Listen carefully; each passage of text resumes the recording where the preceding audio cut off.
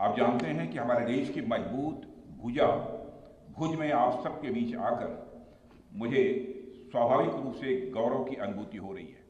और यह भुज 1965 में पाकिस्तान के खिलाफ हमारी जीत का भी साक्षी रहा है और यह भुज 1971 में पाकिस्तान के खिलाफ हमारी जीत का भी यह साक्षी रहा है। और आज एक बार फिर यह भुज पाकिस्तान के खिलाफ हमारी जीत का साक्षी बना है। इसकी मिट्टी में देशभक्त की खुशबू है और यहाँ के जवानों में भारत की सुरक्षा का एक अडिग संकल्प भी है। मैं आप सभी एयर वॉरियर्स, समस्त आर्म्ड फोर्सेस और अपने बीएसएफ के सभी जाबाजों का यहाँ पुनः अभिनंदन करता हूँ।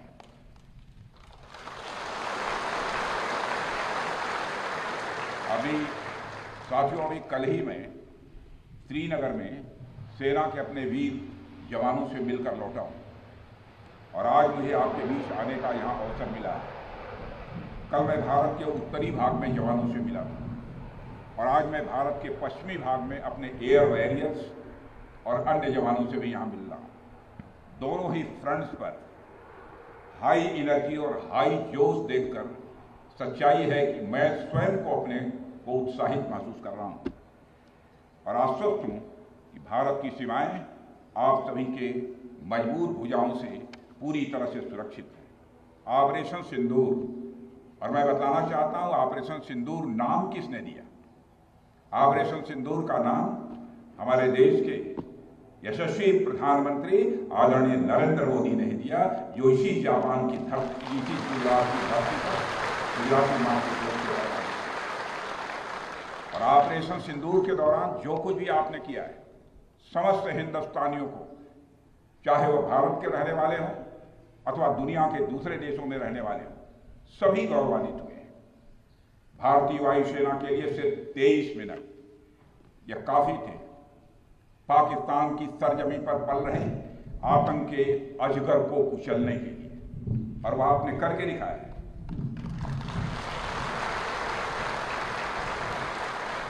और मैं यह कहूं तो यह कहना गलत नहीं होगा, जितनी देर में लोग नाश्ता पानी निपटाते हैं उतनी देर में आपने दुश्मनों को निपटा दिया।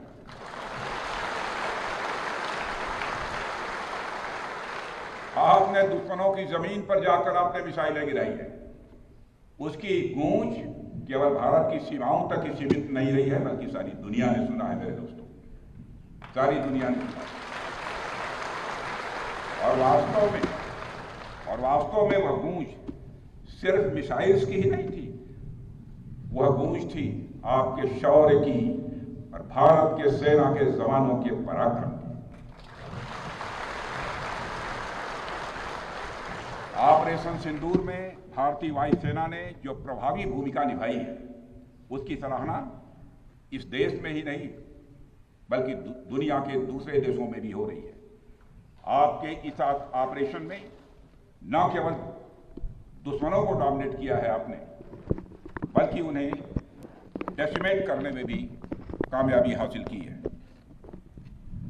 आतंकवाद के खिलाफ चलाए गए इस अभियान को नेतृत्व हमारी एयरफोर्स ने ही किया और हमारी एयरफोर्स एक ऐसी स्काई फोर्स है जिसने अपने शौर्य, पराक्रम और प्रताप से आसमान की नई और बुलंद ऊंचाइयों को भी छू लिया है। मैं chief air marshal AP Singh को भी इसके लिए मैं बधाई देना चाहता हूं, उनके पूरे ऑफिसर्स, उनके पूरे टीम, उनके सारे जवानों को भी मैं बधाई देता हूं। और साथियों, कोई छोटी बात नहीं है कि हमारी एयरफोर्स की पहुंच पाकिस्तान के हर कोने तक है और ये बात पूरी तरह से साबित हो चुकी है तो हमारी तीनों फोर्सेस की, लेकिन आज एयरबेस पर आए हूं इसलिए मैं इसकी चर्चा कर रहा हूं। और आज स्थिति यह है कि भारत के फाइटर प्लेन बिना सरहद पार किए ही यहीं से उनके हर कोने तक सीधा प्रहार करने में पूरी तरह से सक्षम है। और पूरी दुनिया ने देख लिया है कि कैसे आपने पाकिस्तान की धरती पर मौजूद आतंकवाद के 9 ठिकानों को ध्वस्त कर दिया। बाद में की गई कार्रवाई में उनके अनेक एयरबेस भी तबाह कर दी गए।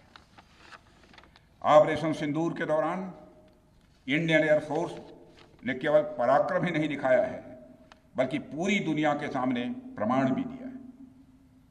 प्रमाण इस बात का कि अब भारत की युद्ध नीति और टेक्नोलॉजी यानी तकनीक भी दोनों बदल चुकी है। आपने प्रधानमंत्री मोदी जी के नेतृत्व में नए भारत का संदेश पूरी दुनिया तक इस बार पहुंचा दिया है।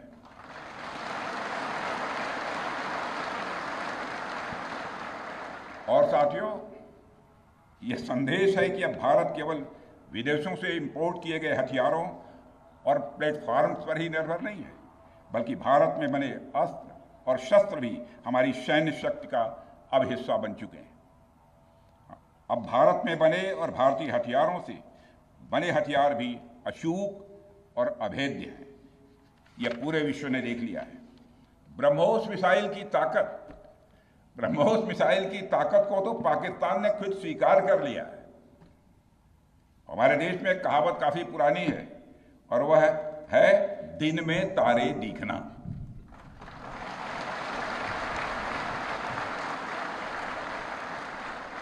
मगर भारत में बनी ब्रह्मोस मिसाइल ने पाकिस्तान को रात के अंधेरे में दिन का उजाला दिखा दिया है।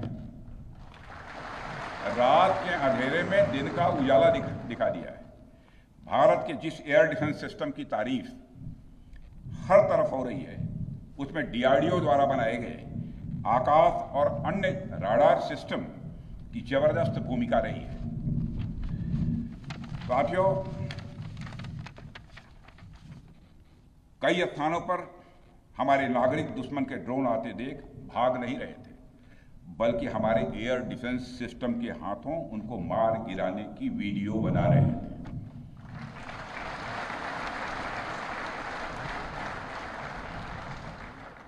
अब ड्रोन देखकर लोग भागने लगते हैं, लेकिन हमारे भारत के नागरिक वीडियो बना रहे थे। साथियों, आपने पाकिस्तान में मौजूद टेरर इंफ्रास्ट्रक्चर के खिलाफ प्रभावी कार्रवाई की है, मगर पाकिस्तान फिर से इस कोशिश में लग गया है कि ध्वस्त हुए आतंकी ढांचे को फिर से खड़ा किया जाए। वहां की सरकार पाकिस्तानी आम नागरिकों से लिया गया टैक्स जैशे मोहम्मद जैसे आतंकवादी संगठन के आका मसूद अजहर को करीब 14 करोड़ रुपए देने में खर्च करेगी, जबकि वह यूनाइटेड नेशंस डेजिग्नेटेड टेररिस्ट घोषित हो चुका है। इतना ही नहीं, लश्कर-ए-तोयबा और जैश ए मोहम्मद के मुरूद के और बहावलपुर स्थित टेरर इंफ्रास्ट्रक्चर को फिर से खड़ा करने के लिए पाकिस्तान सरकार ने आर्थिक सहायता देने की घोषणा की है। लेकिन निश्चित रूप से इंटरनेशनल मॉनेटरी फंड से आने वाले $1 बिलियन के बड़े हिस्से को टेरर इंफ्रास्ट्रक्चर को फंड करने में इस्तेमाल होगा, ऐसा मेरा मानना है। क्या यह इंटरनेशनल मॉनेटरी फंड IMF द्वारा, जो कि एक इंटरनेशनल ऑर्गेनाइजेशन है, उसके द्वारा इनडायरेक्ट फंडिंग इसे नहीं माना जाएगा? मैं दुनिया के लोगों के सामने यह सवाल रखना चाहता हूं। इसलिए मैं मानता हूं कि आज के समय में पाकिस्तान को किसी भी तरह की आर्थिक सहायता टेरर फंडिंग से कम नहीं है।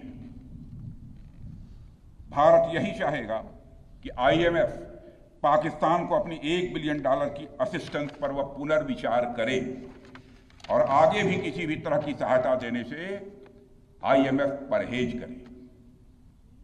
भारत नहीं चाहता जो फंडिंग हम IMF को करते हैं वह डायरेक्ट या इनडायरेक्ट किसी भी तरीके से पाकिस्तान या किसी भी देश में टेरर इंफ्रास्ट्रक्चर को बनाने में वह इस्तेमाल की जाए। हम नहीं चाहते। साथियों, अब यह स्पष्ट हो गया है कि पाकिस्तान में आतंकवाद और वहां की सरकार का चोली दामन का संबंध है। स्टेट और नॉन स्टेट एक्टर के बीच का नकाब अब पूरी तरह से उतर चुका है। अतः इस परिस्थिति में यदि वहां परमाणु अस्त्र एटॉमिक वेपन रहते हैं तो इस बात की संभावनाओं को भविष्य में नकारा नहीं जा सकता कि कभी वो आतंकवादी तत्वों के हाथों में चले जाएं। ये सिर्फ भारत के लिए नहीं बल्कि पूरी दुनिया के लिए और पाकिस्तान की आम जनता के लिए भी एक गंभीर खतरे की बात होगी। सारे विश्व और खासकर पाकिस्तान की आवाम को यह समझना होगा कि वो कितने बड़े खतरे के मुकाम पर बैठे हैं। वो एक ऐसे बारूद की ढेर पर बैठे हैं जिसके चारों तरफ माचिसों आपस में लड़ते हुए लोग हैं। इस हालात के लिए पाकिस्तान की फौज को संदेश देना चाहूंगा, कागज का है लिबास, कागज का है लिबास, चिरागों का शहर है, चलना संभल संभल के क्योंकि तुम नशे में हो।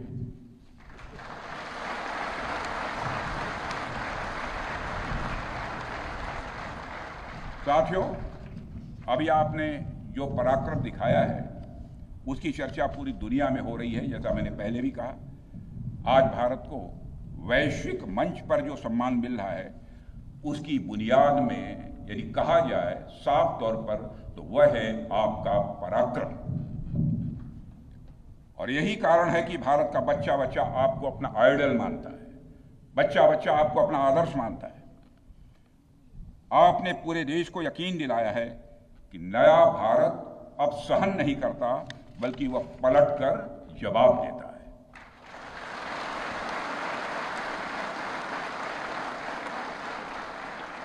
मैं चाहे जितना कुछ भी बोलूं, लेकिन मेरे शब्द आपके कार्य को मापने में असमर्थ होंगे।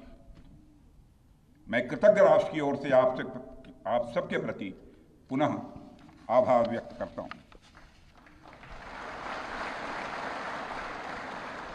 साथियों, अब आतंकवाद के विरुद्ध लड़ाई केवल सुरक्षा का विषय नहीं बल्कि नेशनल डिफेंस डॉक्ट्रिन का यह हिस्सा बन चुकी है। हम आपके साथ मिलकर इस प्रॉक्सी और हाइब्रिड वॉरफेयर को जड़ से समाप्त करेंगे। रक्षा मंत्री होने के नाते यह संकल्प मैं दोहराना चाहता हूं। अब हमारा भारत पहले का भारत नहीं है। प्रधानमंत्री के नेतृत्व का यह नया भारत का जन्म हो चुका है। मेरे बहनों भाइयों,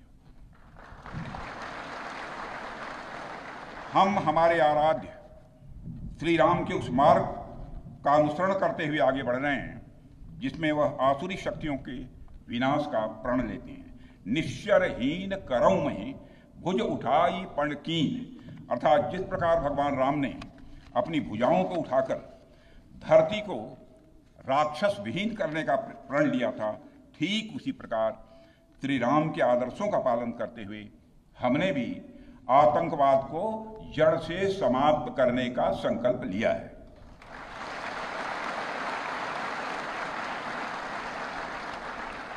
साथियों, प्रधानमंत्री मोदी जी के नेतृत्व में हमारी सरकार आने के बाद सैन्य मामलों को लेकर भारत की सोच और सामर्थ्य दोनों में अभूतपूर्व बदलाव आया है।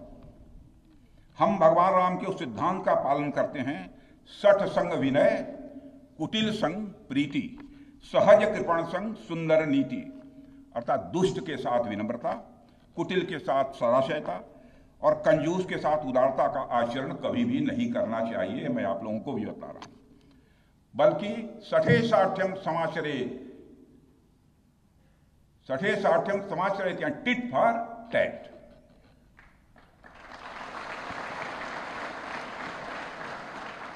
साथियों, ऑपरेशन सिंदूर ने यह स्पष्ट संदेश दे दिया है कि हमने शांति के लिए जितना अपना दिल खोल कर रखा है, शांति को नष्ट करने वालों के विरुद्ध उतना ही अपना हाथ भी खोल कर रखा है।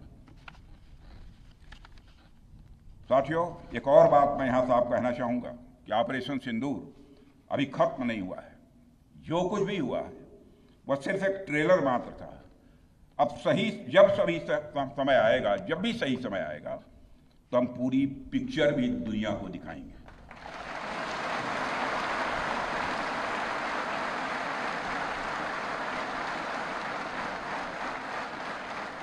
साथियों, आप सब तो जानते ही होंगे कि भारत में जब भी कोई उपद्रवी तत्व होता है जिसको लेकर यह आशंका रहती है कि यह भविष्य में कुछ उपद्रव कर सकता है, तो उसको मजिस्ट्रेट एवं पुलिस द्वारा गुड बिहेवियर के प्रोबेशन पर रखा जाता है। कोई गड़बड़ करता है तो उसको कुछ समय के लिए मजिस्ट्रेट गुड बिहेवियर के प्रोबेशन पर रखते हैं।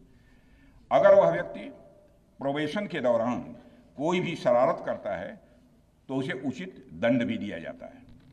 ठीक उसी तरह वर्तमान सीज फायर में हमने पाकिस्तान को बिहेवियर के आधार पर अभी प्रोबेशन पर रखा हुआ है। यदि उसका बिहेवियर सुधरता है तब तो ठीक, और यदि बिहेवियर में फिर से गड़बड़ी आती है तो उसको कड़े से कड़ा दंड दिया जाएगा।